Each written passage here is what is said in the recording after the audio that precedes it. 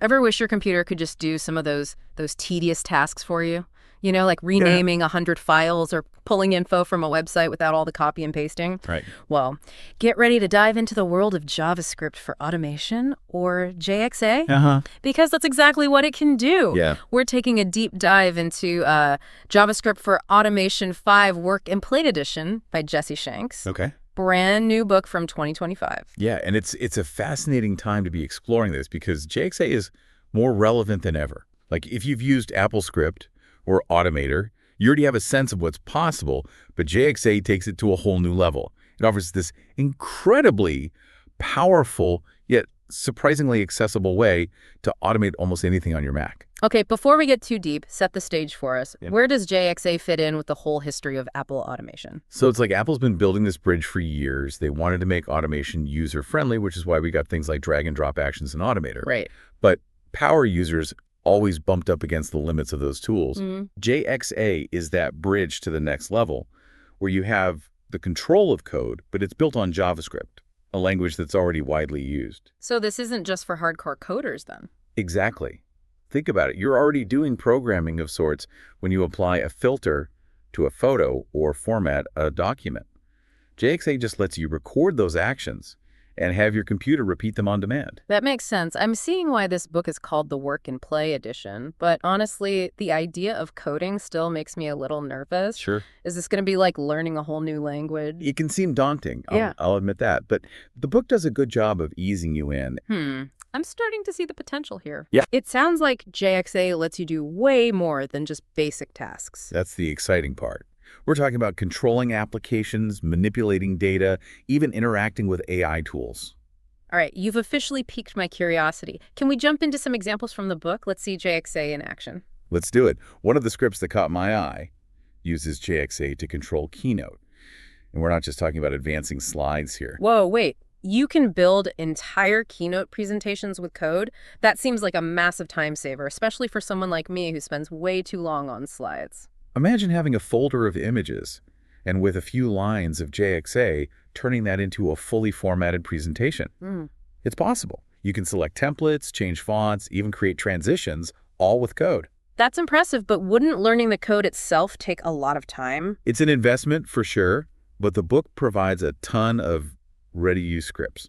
You can start with those, understand how they work, and then modify them to fit your needs. So you're not necessarily starting from scratch. Exactly. Think of it like having a toolbox full of pre-built components. You can assemble them in different ways to create your own unique automations. Okay.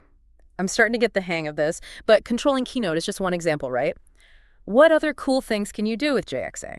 Let me tell you about a script that speaks to the data nerd in me.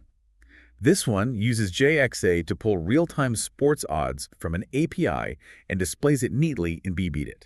Wow. A quote finder. I can see that being helpful for some, but isn't that a bit niche? On the surface, maybe. But think about the underlying power here.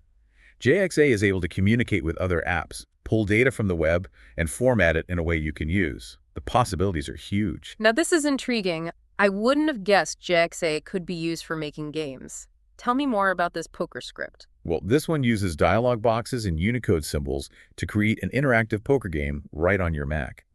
What's fascinating is that it demonstrates JXA's ability to go beyond simple automation. It's like opening a secret door in your Mac. Who knew you could make a whole game with this?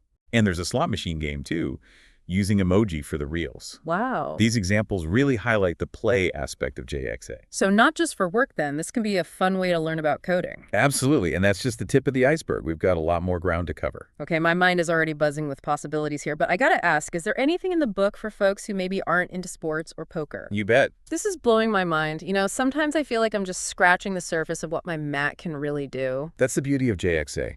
It unlocks this hidden potential within your machine.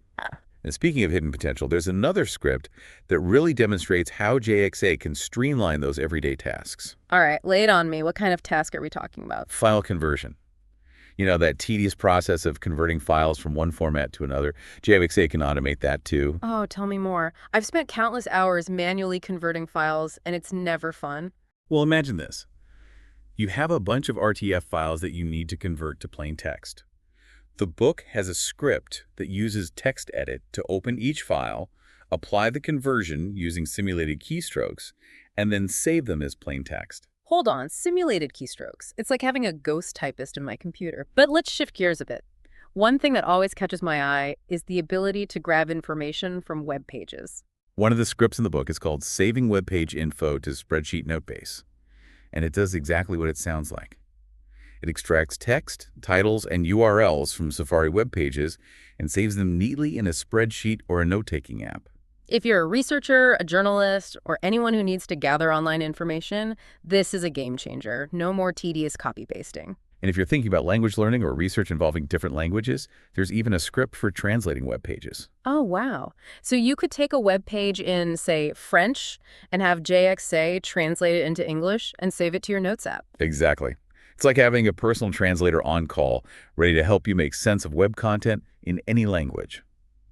And for folks who use the music app a lot, the book has some neat JXA tricks for managing your music library. Now you're speaking my language. There's a script that makes it super easy to edit playlist descriptions. It gives you this nice list of all your playlists, and you can quickly add, edit, or remove descriptions. That's a great way to keep my music library organized and give my playlists a personal touch.